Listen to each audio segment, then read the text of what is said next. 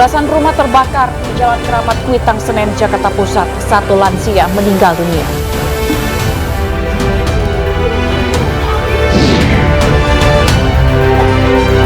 PPATK ungkap lonjakan transaksi hingga triliunan rupiah mengalir untuk kegiatan kampanye.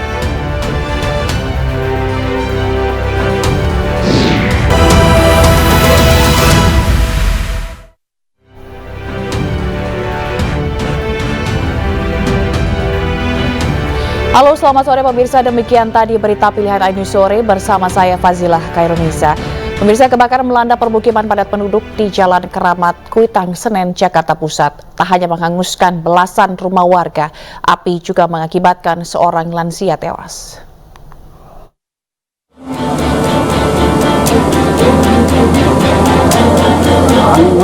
Kobaran api dengan cepat membesar dan membakar sejumlah rumah di kawasan permukiman padat penduduk di Jalan Keramat Kuitang, Senen, Jakarta Pusat pagi tadi. Api kian tak terkendali, membuat warga semakin panik hingga tak mampu mengevakuasi barang berharga mereka.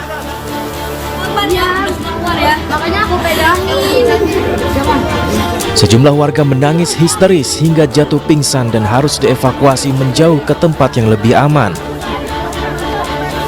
Warga menyebut api pertama kali dari salah satu rumah di bagian tengah permukiman dan langsung membesar hingga akhirnya menyambar rumah lain di sekitarnya.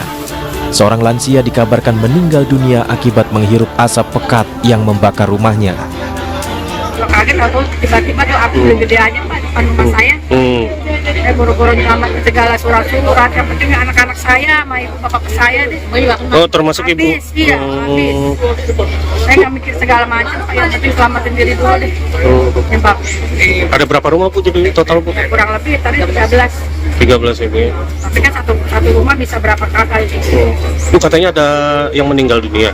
Siap, Bu Hamsa. Itu siapa Bu? Keluarga. 14 unit mobil damkar dikerahkan untuk memadamkan api. Kebakaran berhasil dipadamkan setelah 1 jam lamanya. Api telah menghanguskan 13 bangunan rumah warga. Dari Jakarta, Rani Sanjaya, iNews melaporkan.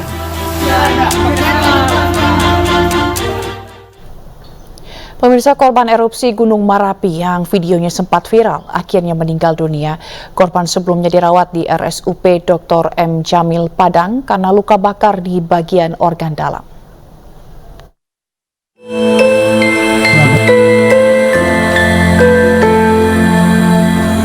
Suasana duka menyelimuti kediaman keluarga korban erupsi Gunung Marapi, Zafira Zahrim Febrina, di Jalan Sirsak Belimbing, Kecamatan Kuranji, Kota Padang, Sumatera Barat, Senin pagi.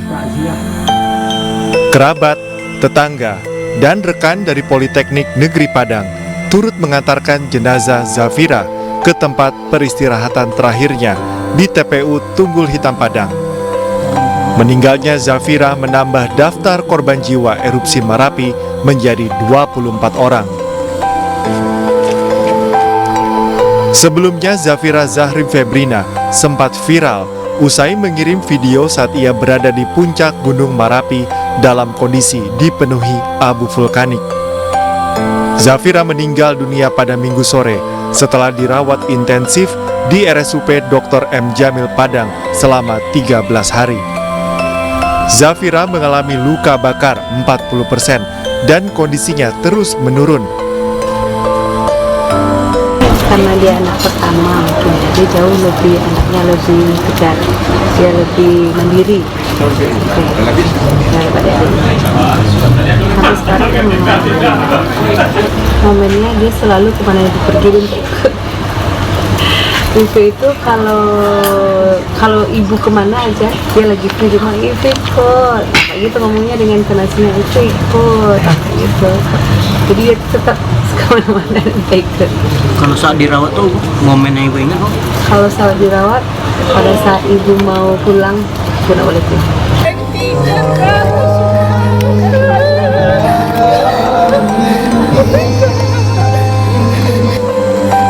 Suasana haru juga menyelimuti prosesi wisuda 2 orang mahasiswa Universitas Negeri Padang yang tewas akibat erupsi Marapi yang digantikan oleh kedua orang tuanya.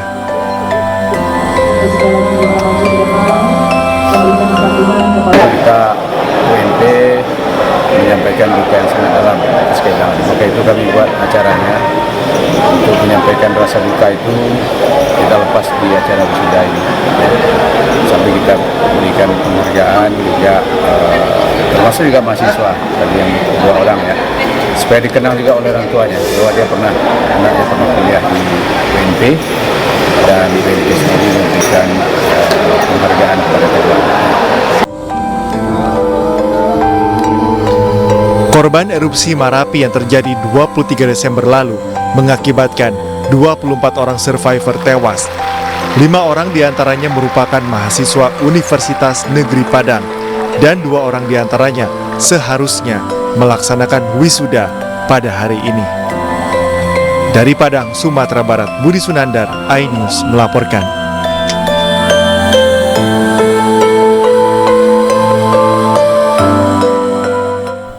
Seorang siswi kelas 6 sekolah dasar dicekoki minuman keras dan diperkosa 4 pemuda yang juga masih di bawah umur di Indramayu, Jawa Barat. Sementara ibu korban meninggal dunia lantaran terkejut mengetahui peristiwa yang dialami putri kesayangannya.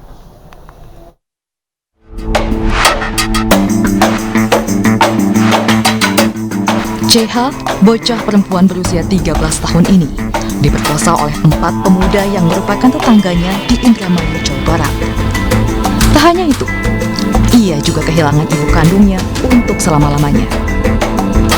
Korban melaporkan mimpi buruk yang dialaminya itu ke polisi sehari setelah kejadian. Peristiwa itu bermula pada Sabtu pekan lalu saat korban dicekoki minuman keras oleh para pelaku di kediaman salah satu pelaku. Para pelaku kemudian melampiaskan nafsu birahinya kepada korban. Pasca kejadian, ibu korban curiga dan terkejut mengetahui peristiwa yang dialami putrinya.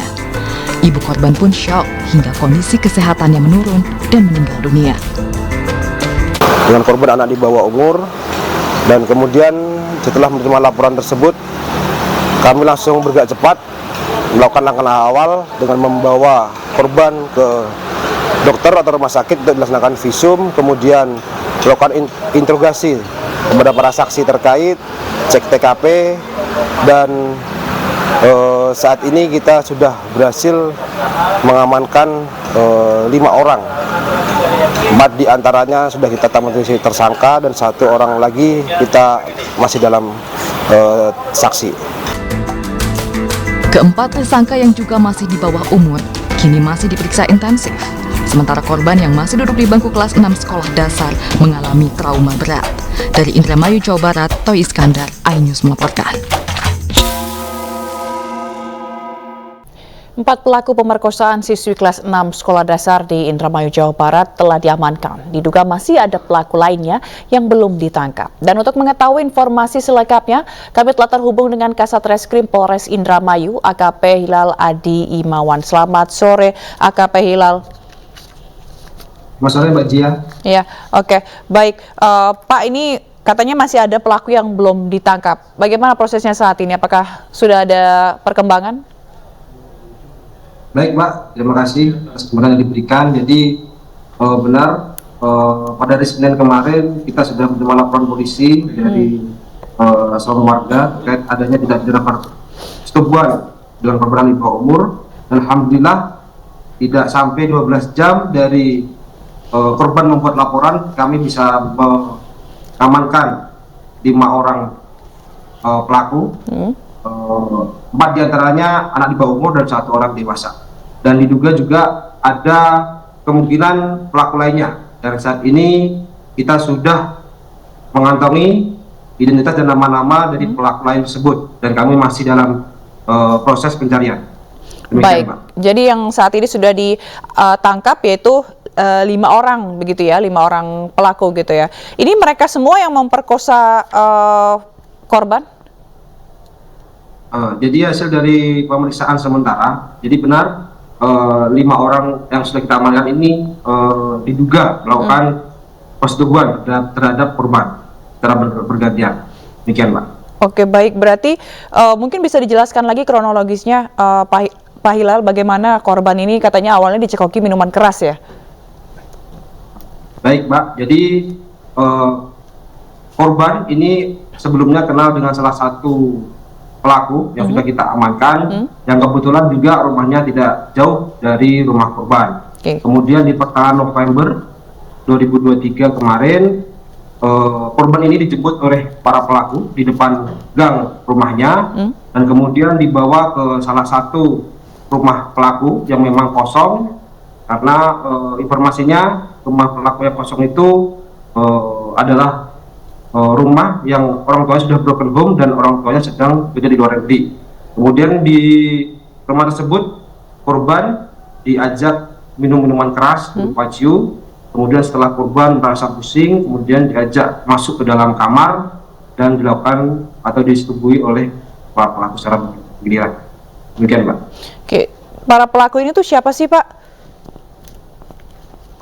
Para pelaku yaitu MK, AH, WL, dan US di bawah umur, dan AB sudah dewasa yang baru kita tangkap hari Kamis kemarin, dan diduga ada pelaku lainnya, dan saat ini sedang kita cari keberadaan pelaku tersebut. Berarti para pelaku ini masih berstatus sebagai pelajar? Informasi yang kita dapat, Pak, para pelaku ini sudah tidak sekolah lagi. Lalu apa kegiatan mereka sehari-hari, Pak? Mereka nongkrong saja, nongkrong, kemudian mencari uang secara mandiri seperti itu, Mbak. Berarti korban hanya mengenal salah satu dari mereka, sisanya korban tidak mengenal sama sekali? Betul, Mbak. Baik, lalu kondisi korban saat ini bagaimana, Pak Hilal? Baik, untuk kondisi saat ini korban terlihat belum stabil, Pak, belum baik, tapi kita sudah melakukan pendampingan. Kita sudah koordinasi dengan Peksos Dinas Sosial Kabupaten Indramayu dan DP3A Dinas Pemberdayaan Perempuan dan Perlindungan Anak Kabupaten Provinsi Jawa Barat. Mungkin. Tapi mendengar informasi ibunya meninggal ya, Pak. Ibu korban meninggal setelah mendengar peristiwa ini. Kami tidak tahu terkait hal itu, Pak. Oh baik, lalu siapa yang mendampingi korban, Pak, untuk proses hukum yang saat ini sedang berlangsung? Sementara korban didampingi oleh ayah korban sendiri, Pak. Sama dari Dinas Peksos, Dinas Sosial Indramayu, dan DP3A Provinsi Jawa Barat. Baik, berarti masih ada satu. Tapi kalau misalnya kita lihat ini motivasi pelaku, apakah memang hanya mabuk lalu melakukan aksinya atau terpengaruh sesuatu, Pak? Kami masih mendalami terkait hal tersebut, Pak, karena memang ada beberapa keterangan antara korban, saksi, dan para pelaku yang belum ada persesuaian. Mengingat memang korban kondisinya saat ini masih belum stabil. Apa aja, Pak, yang belum sesuai pernyataannya? Kami belum bisa jelaskan, Pak, saat ini, Pak. Baik, kalau begitu kami akan menunggu agar kasus ini segera tuntas begitu ya, Pak, agar pelaku juga segera ditangkap. Terima kasih AKP Hilal Adi Mawan, Kasat Reskrim Polres Indramayu telah bergabung di AINews Sore. Salam sehat selalu. Calon Presiden nomor urut 3 Ganjar Pranowo terus memperkenalkan jargon satset dalam kampanyenya. Kali ini Ganjar ke Wonosobo, Jawa Tengah. Selengkapnya sesaat lagi.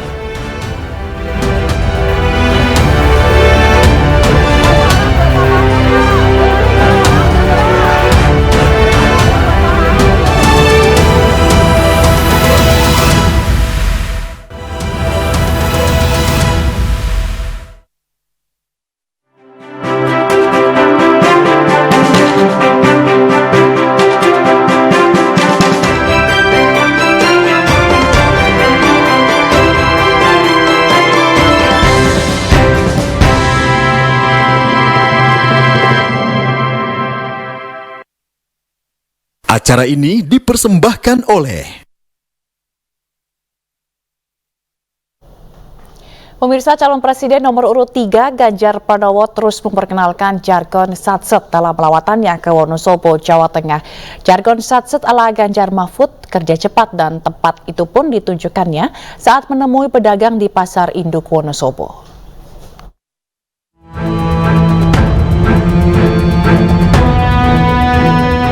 Calon Presiden nomor urut 3 Ganjar Pranowo berkeliling di Pasar Induk Wonosobo.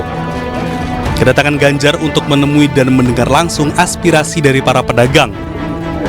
Capres yang diusung oleh Partai Perindo itu sekaligus mencari tahu keluhan pedagang serta bagaimana keadaan harga pangan.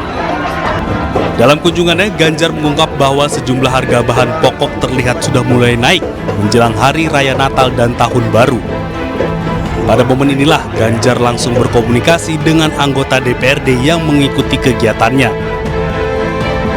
Ganjar pun menyampaikan DPRD akan terus berkomunikasi dengan pengelola pasar sehingga hal ini bisa ditangani lebih cepat.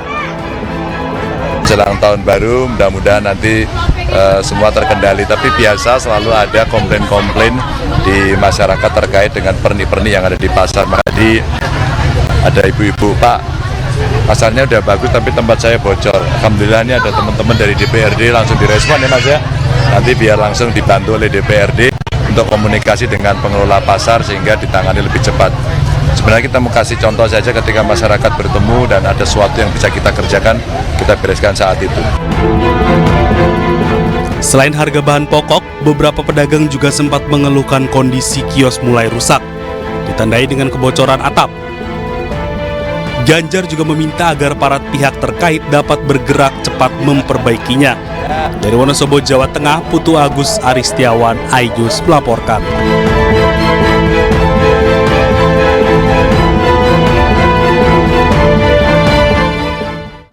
Selain mengunjungi pasar, calon presiden nomor urut 3 Ganjar Pranowo juga berkesempatan bermalam di salah satu rumah warga di Desa Pujasari, Kertek, Wonosobo, Jawa Tengah.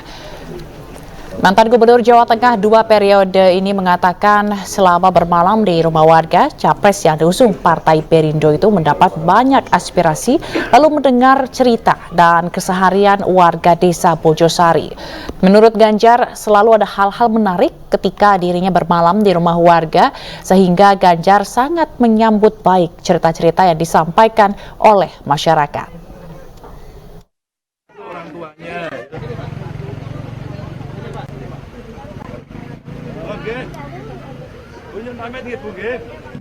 Pak Ustadz yang saya tempati sehingga beliau bercerita soal kondisi masyarakat yang ada di sekitarnya, soal sekolahan. Tadi kalau yang di sana ada satu lagi, satu tokoh Ustadz juga yang santri-santrinya itu ternyata dari banyak tempat di luar Wonosobo, bahkan dari luar Jawa, yang intinya mereka dulu ya mohon maaf istilahnya orang yang punya masalah lah, terus kemudian masuk ke sini. Lebih pada cerita-cerita aktivitas sosial begitu yang disampaikan. Menarik sih, selalu ada yang luapan-luapan emosi. Kalau gembira diekspresikan gembira, kalau protes diekspresikan protes gitu. Selalu menyenangkan lah kalau tidur. Polokam Mahfud MD memberikan kuliah umum bela negara di hadapan ribuan mahasiswa Universitas Bung Hatta, Padang, Sumatera Barat.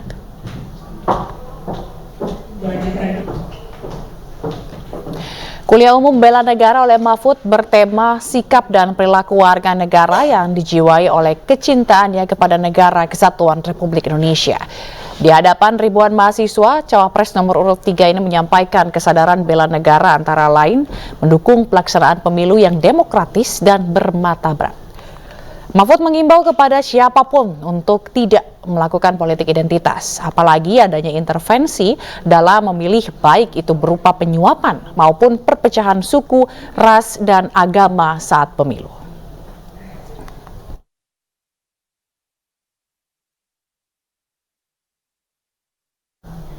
Istri Ganjar Pranowo, Siti Atiko, kembali belusukan ke pasar, menyerap aspirasi para pedagang dan meninjau stabilitas harga dan ketersediaan pangan. Warga antusias menyambut kedatangan Siti Atiko dan bernyanyi, berjoget hingga berpantun untuk Capres nomor urut 3 Ganjar Pranowo.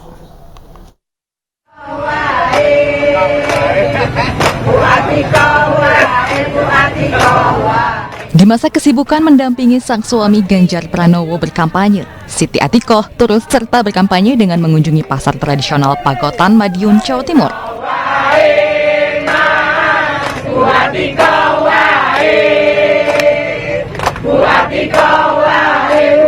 Warga di pasar antusias menyambut kedatangan Siti Atiko. Mereka pun bernyanyi, berjoget, dan berpantun untuk Ganjar Pranowo. Siti Atikoh bukan hanya sekedar meninjau kegiatan di pasar, tetapi juga meninjau stabilitas harga bahan pokok dan ketersediaan pangan, serta menyerap aspirasi para pedagang. Untuk bahan-bahan kebutuhan yang bukan sembako, termasuk itu tadi pakaian. Mereka memang pakaian, sendal, sepatu itu agak sepi karena pasti masyarakat fokusnya ke kebutuhan pokok, dan banyak juga customer yang sekarang beralih ke online. Jadi itu agak berpengaruh juga kepada pendapatan mereka. Ibu dari Alam Ganjar ini juga tak melewatkan kuliner di pasar dan mencicipi durian khas Madiun bersama warga. Dari Madiun, Jawa Timur, Jan Cahyani, Tri Julianti, iNews melaporkan. Pemirsa, di hari ke-21 masa kampanye Presiden 2024, calon Presiden nomor urut 1 Anies Rashid Baswedan berkampanye di Kota Lubuk Linggau, Sumatera Selatan. Anies menyapa masyarakat dengan belusukan ke Pasar Impres Kota Lubuk Linggau mengecek harga sembako.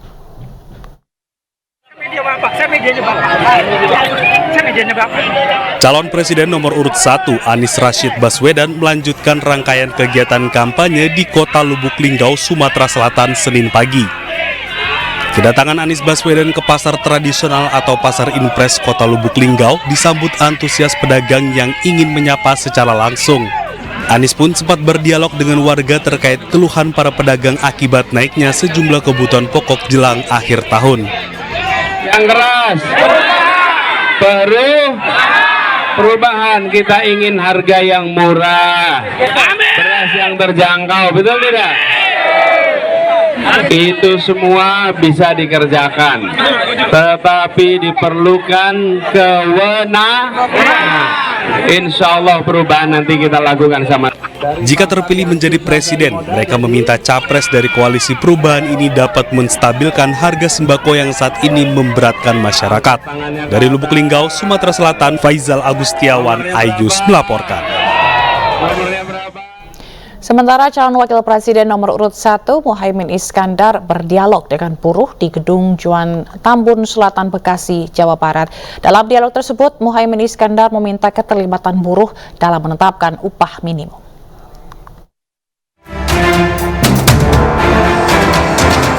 Agenda diawali dengan penyampaian pertanyaan oleh buruh kepada Muhaimin Iskandar. Mereka menyoroti soal peningkatan kesejahteraan buruh. Calon wakil presiden nomor urut 1 ini meminta pembuat kebijakan untuk melibatkan buruh dalam menetapkan upah minimum dan pembentukan peraturan terkait perburuhan. Muhaimin Iskandar juga menegaskan bila ia terpilih sebagai wakil presiden akan mengevaluasi menyeluruh peraturan perburuhan sehingga lebih berpihak pada kesejahteraan buruh. Duduk bersama, membicarakan secara adil, sama-sama tahu posisi dan kemampuannya. Kemampuan perusahaan, kemampuan buruh, duduk dalam satu musyawarah. Karena itu. Dalam acara ini, masyarakat buruh Bekasi juga mendeklarasikan dukungan mereka terhadap Paslon Amin sebagai Presiden dan Wakil Presiden 2019-2024. Dari Bekasi, Jawa Barat, Ayu Pratiwi, Rizky Solefuddin, iNews melaporkan. Sementara itu, KPU Jakarta Timur Senin pagi menggelar simulasi pencoblosan pemilu 2024. Simulasi dilakukan untuk mengedukasi warga dan petugas KPPS sekaligus memantapkan pelaksanaan pemilu 2024.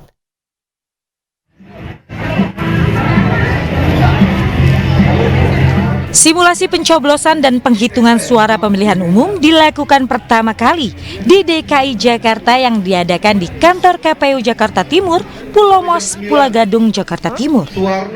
Kegiatan dimulai dengan penerimaan perlengkapan pemilu seperti surat suara, bilik suara, surat absen, dan tinta.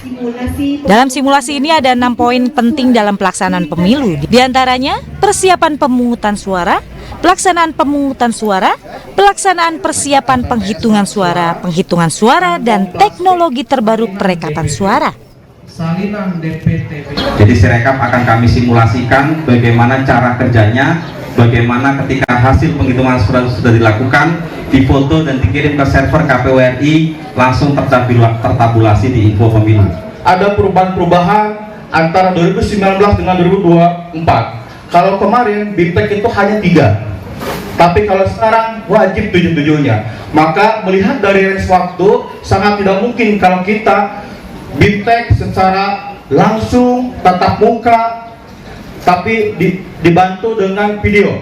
Nah makanya kami juga mengundang dari PH untuk meliput secara rinci untuk kita videokan. Pelaksanaan simulasi ini dilakukan untuk mengedukasi warga dan petugas pemilu di lapangan agar tidak mengalami kesalahan dalam pelaksanaan nantinya. Dari Jakarta, Rio Manik, iNews melaporkan.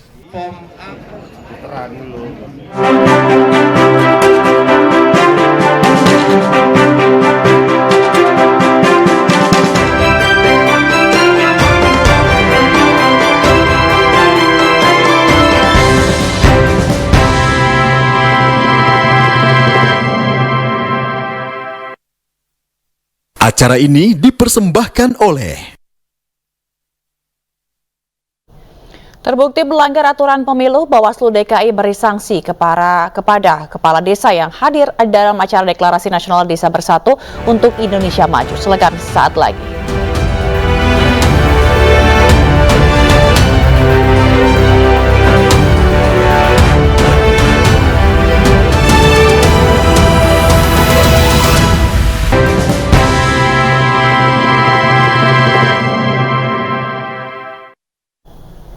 Pemirsa, Bawaslu Kabupaten Natuna, Kepulauan Riau menemukan dugaan praktik politik uang yang dilakukan calon anggota legislatif dari Partai Amanat Nasional. Aksi bagi-bagi kalender disertai uang tunai saat kampanye terekam kamera dan viral di media sosial.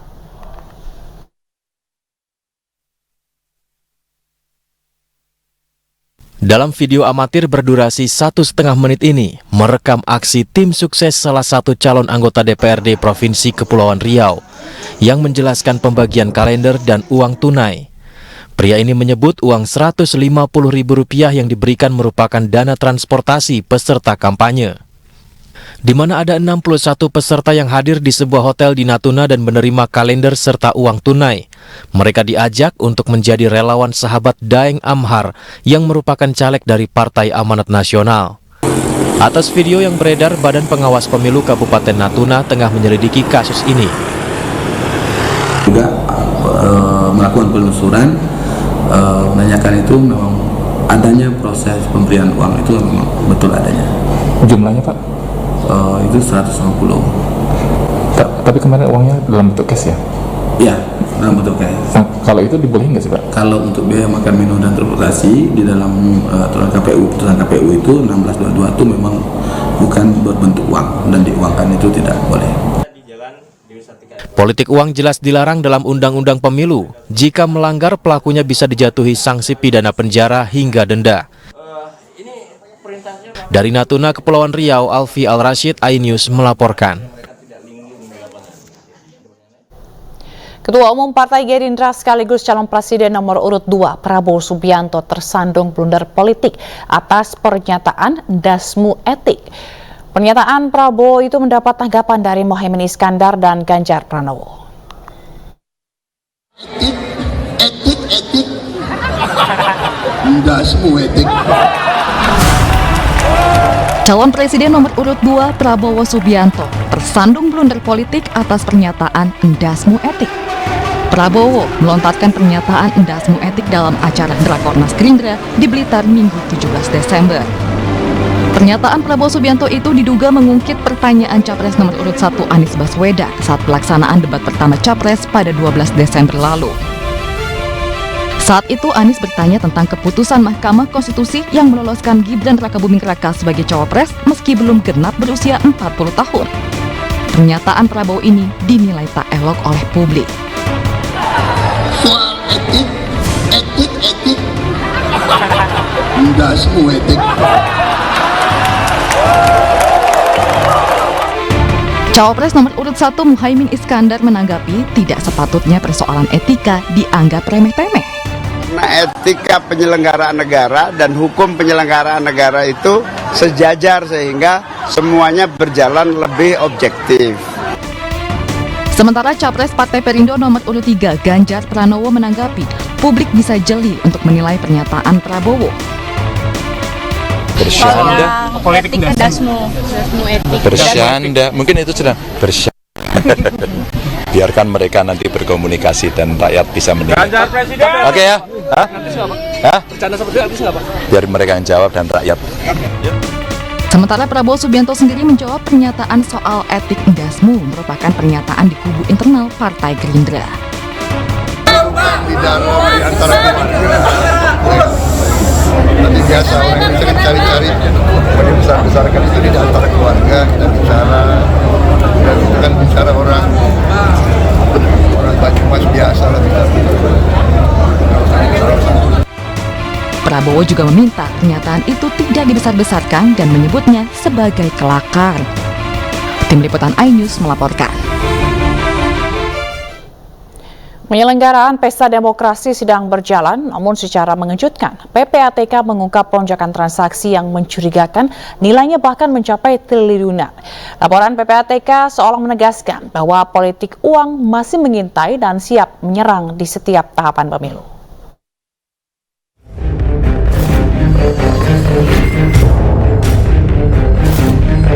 Kampanye sedang berjalan, namun secara mengejutkan, Pusat Pelaporan Transaksi Keuangan mengungkap lonjakan transaksi yang mencurigakan. Pernyataan tersebut jelas menggegerkan publik di tengah penyelenggaraan Pesta Demokrasi untuk Pemilu 2024. Transaksi janggal dengan nilai triliunan rupiah bahkan terendus di antara ribuan rekening calon anggota legislatif dan partai politik. Lonjakan tersebut diduga terkait kampanye peserta pemilu 2024 hingga 100%. Muncul juga temuan indikasi dana kampanye berasal dari aktivitas tambang ilegal.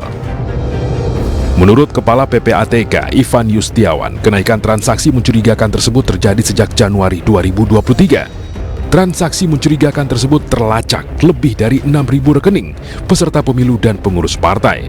Aliran dana di rekening para pengurus partai dan caleg bahkan tembus 1 triliun. Terkait adanya temuan tersebut, PPATK telah mengirim surat kepada Bawaslu mengenai kenaikan transaksi mencurigakan tersebut. Calon Wakil Presiden nomor urut 3 Mahfud MD bahkan meminta Bawaslu menindaklanjuti adanya temuan PPATK tersebut. Bawaslu harus menyelidiki itu dan mengungkap kepada publik itu uang apa. Yang kedua, kalau itu uang haram, misalnya pencucian uang, biasanya kalau politik itu kan pencucian uang ya, uang halal, uang haram itu dihalalkan, disimpan ke satu rekening, dititip melalui si A, si B dan seterusnya. Nah kalau itu memang pencucian uang, supaya ditangkap agar tidak terjadi, supaya diperiksa lah rekening yang dicurigai menerima dana politik secara tidak sah. Terkait temuan ini, Bawaslu dan juga KPU juga tengah mendalami adanya laporan PPATK tersebut.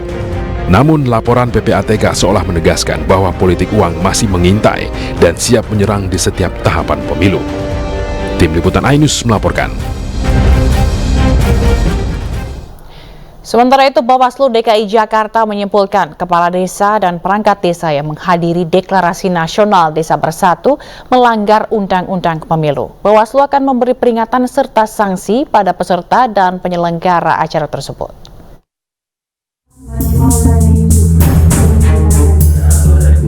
Badan Pengawas Pemilu DKI Jakarta menyatakan acara Silatnas Desa Bersatu yang dihadiri Cawapres nomor urut 2 Gibran Rakabuming Raka di Istora Senayan, Jakarta telah melanggar undang-undang. Bawaslu menilai kegiatan ini melanggar pasal 29B dan 51B Undang-Undang tentang Desa. Sebelum memutuskan, Bawaslu telah periksa 8 saksi, diantaranya abdesi dan pihak pelaksana. Dengan demikian, kami Bawaslu Provinsi DKI Jakarta akan memberikan peringatan kepada abdesi atau Asosiasi Pemerintah Desa Seluruh Indonesia, kemudian DPN PPDI, Dewan Pengurus Nasional Persatuan Perangkat Indonesia, lalu DPP PPDI, Persatuan Perangkat Desa Indonesia, dan Aksi Asosiasi Kepala Desa Indonesia agar tidak melakukan kegiatan yang sama di kemudian hari dan merekomendasikan kepada Kementerian Dalam Negeri untuk ditindaklanjuti sesuai dengan peraturan perundang-undangan. Acara Silaturahmi Nasional Perangkat Desa yang dihadiri Cawapres Gibran Rakabuming Raka berbuntut panjang. Tim pemenangan nasional Ganjar Mahfud mencium aroma pelanggaran pada acara yang digelar pada 16 November lalu. Pada tanda pengenal peserta ditemukan tulisan Desa Bersatu Deklarasi Nasional mendukung Prabowo Gibran. Padahal sesuai Undang-Undang Pemilu Nomor 7 Tahun 2023, perangkat desa dilarang terlibat kampanye dan mendukung salah satu pasangan calon presiden dan wakil presiden. Tim Liputan iNews melaporkan. Pasangan Capres dan Cawapres nomor urut 3 yang didukung Partai Perindo, Ganjar Pranowo Mahfud MD, meluncurkan program KTP Sakti. Dengan kartu tersebut nantinya masyarakat dapat mengakses segala bantuan pemerintah. Kami ingin menegaskan bahwa adanya kampanye hitam di masyarakat, di grassroots yang menyatakan bahwa sekiranya Mas Ganjar dan Prof. Mahfud terpilih, maka program-program bansos dan kesejahteraan masyarakat yang sekarang sudah dilaksanakan di pemerintahan Presiden Jokowi itu tidak akan dilanjutkan, itu sama sekali tidak benar. Nah, ini poin saya yang kedua. Karena itulah justru Mas Ganjar dan Prof. Mahfud meluncurkan sebuah program yang merupakan salah satu program unggulan, yaitu yang disebut dengan KTP Sakti. Nah, ini adalah bukti bahwa KTP Sakti ini adalah sebuah program yang bukan hanya akan melanjutkan program-program bansos dan kesejahteraan masyarakat di era pemerintahan Presiden Jokowi, tetapi juga bahkan memperbaiki dan melakukan penuntasan terhadap program-program tersebut.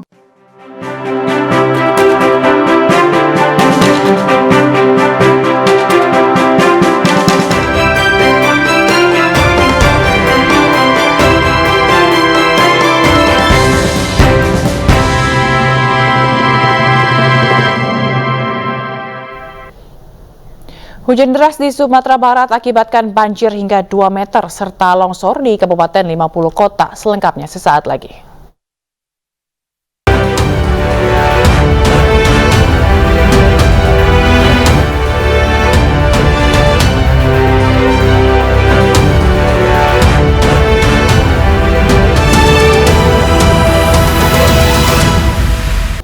Sektor usaha mikro kecil dan menengah atau UMKM memiliki peran penting dan strategis dalam struktur perekonomian di Kota Makassar, Sulawesi Selatan. Hal itu membuat Dinas Perdagangan menggelar Makassar Export dan Trade Expo 2023 untuk mempromosikan beragam produk kepada masyarakat.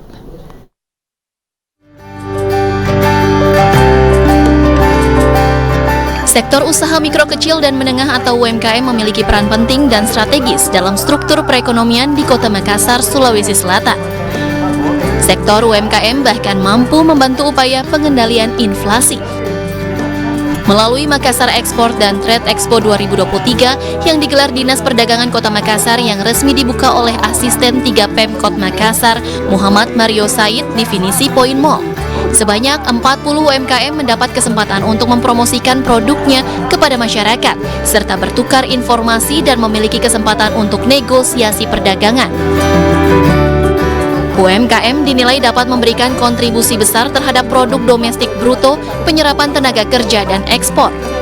Pemerintah Kota Makassar berupaya memberikan kontribusi terbaik dalam perekonomian agar UMKM dapat menembus pasar nasional hingga internasional. Selain itu, peserta juga mendapat kesempatan meningkatkan produk UMKM agar dapat go internasional melalui coaching klinik ekspor yang diberikan Bea dan Cukai Kota Makassar dan Export Center Makassar. Kita di Makassar itu sangat besar untuk produk-produk unggulan yang bisa menembus pasar global. Kegiatan ini kerjasama dengan pemerintah Provinsi Sulawesi Selatan, melalui juga dengan Kementerian Perdagangan, bagaimana mendorong pelaku ekspor khususnya bagi UKM usaha kecil menengah ini dapat juga menembus pasar global dan pasar-pasar ekspor. Rangkaian pameran ini juga dihibur dengan sejumlah kegiatan menarik seperti stand-up komedi, talk show, coaching klinik, dan diharapkan bisa menjadi lahan bisnis pengusaha untuk melirik produk UMKM. Dari Makassar, Sulawesi Selatan, Leo Muhammad Nur, iNews melaporkan. Nah, pemirsa, berikutnya ini sore akan dilanjutkan oleh rekan Mirva Suri. Halo, selamat sore Mirva Suri. Ada informasi apa saja di ini sore nanti? Ya, selamat sore Zila dan juga pemirsa. Nantinya sesaat lagi akan ada informasi mengenai gudang limbah plastik dan kayu palet di Medan Satria, Bekasi, Jawa Barat ludes terbakar. News sore segera kembali usai kumandang azan maghrib untuk wilayah DKI Jakarta dan sekitarnya. Kembali lagi di News Sore, kali ini bersama saya Mirva Suri. Pemirsa, gudang limbah plastik dan kayu palet di Medan Satria, Bekasi, Jawa Barat ludes terbakar. Banyaknya material mudah terbakar dan minimnya sumber air membuat api sulit dipadamkan.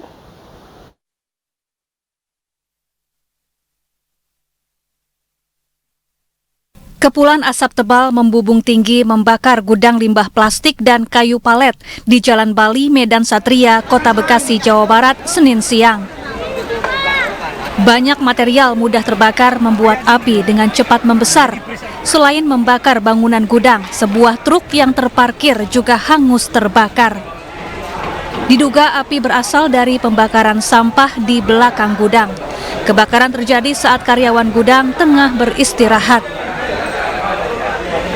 10 mobil pemadam diterjunkan ke lokasi. Minimnya sumber air membuat pemadaman sempat terkendala. Sumber air juga agak jauh. Terus ya tempatnya emang agak lumayan ini juga sempit. Makanya agak ini juga Pak ya. Iya. Nah 10 itu dari unit mana aja tuh Pak? Kita ada semua sektor sudah meluncur.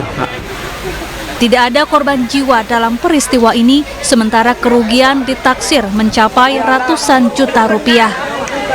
Dari Bekasi, Jawa Barat, Rahmat Hidayat, iNews melaporkan. Hujan deras yang mengguyur Sumatera Barat sejak malam tadi mengakibatkan sejumlah wilayah terendam banjir. Salah satunya di Kabupaten 50 Kota, di mana warga harus dievakuasi menggunakan perahu karet.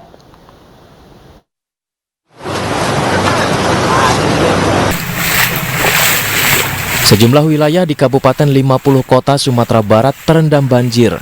Kawasan terparah di Kecamatan Harau, kawasan yang terkenal dengan objek wisata Lembah Harau, terendam banjir dengan ketinggian lebih kurang 1 hingga 2 meter. Tim SAR gabungan dari berbagai unsur dikerahkan untuk mengevakuasi warga dan para wisatawan yang terjebak banjir menggunakan perahu karet. Intensitas hujan yang tinggi menyebabkan sungai-sungai meluap dan membanjiri rumah-rumah warga. Banjir juga mengakibatkan sejumlah tanah mengalami longsor. Meluapnya beberapa sungai di Kabupaten 50 Kota, diantaranya yaitu Sungai Batang Harau di Kecamatan Harau, Nagari Harau, Kabupaten 50 Kota. Dan akibat tingginya intensitas hujan tersebut menyebabkan terjadinya beberapa titik banjir dan longsor di Kabupaten 50 Kota. 9 titik banjir dan 2 titik longsor terparah mengakibatkan terputusnya jalur Sumatera Barat Riau. Dari Kabupaten 50 Kota Sumatera Barat, Agung Sulistyo, iNews melaporkan. Kita beralih ke informasi. Polri akan menggelar operasi lilin pengamanan Natal dan Tahun Baru 2024. Operasi akan digelar selama 12 hari mulai dari 22 Desember 2023 hingga 2 Januari 2024. Rekayasa lalu lintas juga disiapkan untuk antisipasi peningkatan kendaraan saat libur Natal dan Tahun Baru.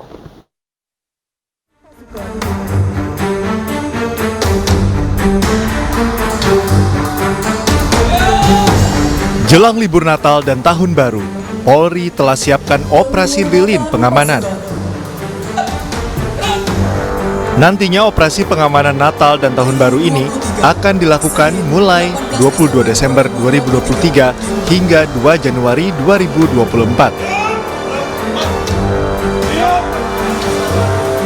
129.923 personel telah disiapkan untuk amankan libur Natal dan Tahun Baru.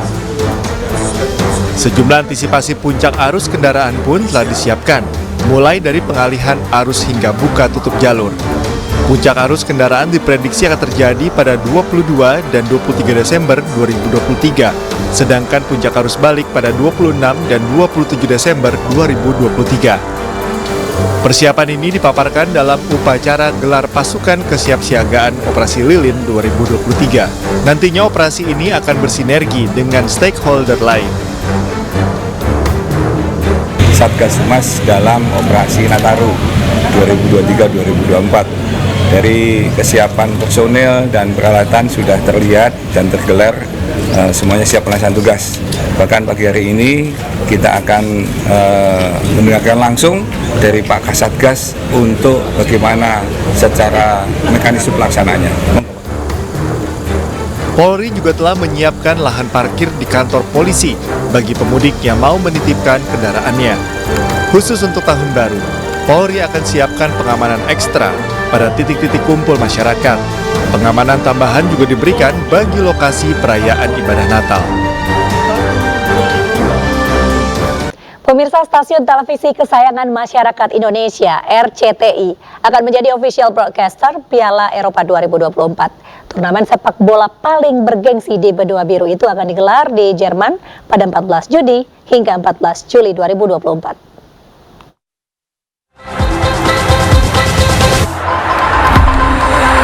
Bek legendaris asal Spanyol Carlos Puyol dan asal Italia Marco Materazzi mewarnai kemeriahan pertandingan eksebisi para selebriti bertajuk Celebrity Sunday Match di lapangan hoki Gelora Bung Karno, Senayan, Jakarta. Pertandingan ini turut disaksikan langsung eksekutif Chairman MNC Group, Hari Tanu Sudibyo, bersama istri Liliana Tanu Sudibyo dan para selebriti tanah air.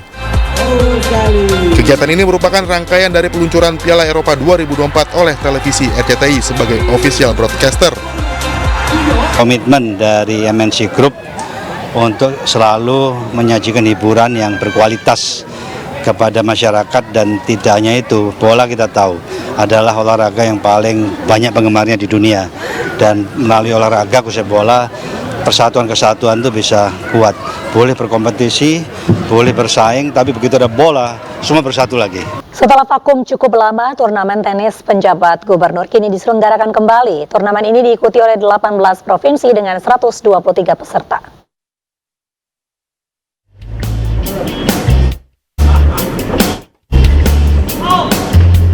Turnamen Piala PJ Gubernur DKI Jakarta tahun 2023 diikuti oleh 123 peserta dengan jumlah 84 putra dan 48 putri dari 18 provinsi di Indonesia yang termasuk dalam 10 besar pemain nasional PLT.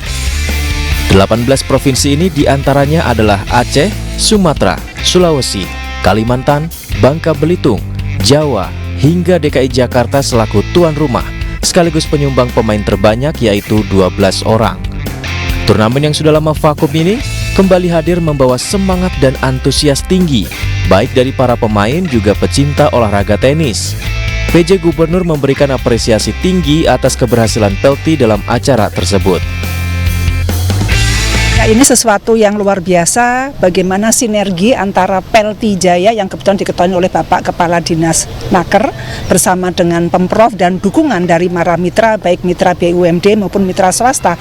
Ini menunjukkan bagaimana dengan sinergi yang luar biasa kita bisa mewujudkan suatu turnamen yang sangat dinanti-nantikan. Pertama, bagi Pemprov menjadi pengalaman yang sangat luar biasa karena ini adalah turnamen nasional. Pertama di bidang tenis dengan hadiah yang luar biasa. Rencananya turnamen tenis ini akan dijadikan agenda rutin tiap tahunnya. Turnamen ini akan kita lakukan rutin tiap tahun, tentunya dengan nanti dalam format yang berbeda. Yang jelas ini acara ini merupakan series TDP tenis diakui PLT, dan tentunya bisa menaikkan peringkat PNP dari para pemain. Dalam final tunggal putra yang mempertemukan Tegar Abdi dengan Renaldi Akila, pertandingan berjalan seru, di mana keduanya bermain sengit dan konsisten. Akila berhasil menang setelah bermain 3 putaran dan menjadi juara di ajang ini. Turnamen ini bisa menjadi wadah pemanasan bagi para pemain sebelum mengikuti PON dan dapat meningkatkan prestasi untuk memajukan tenis Indonesia. Dari Jakarta, Ayu Pratiwi, Nadifa Adin, iNews melaporkan.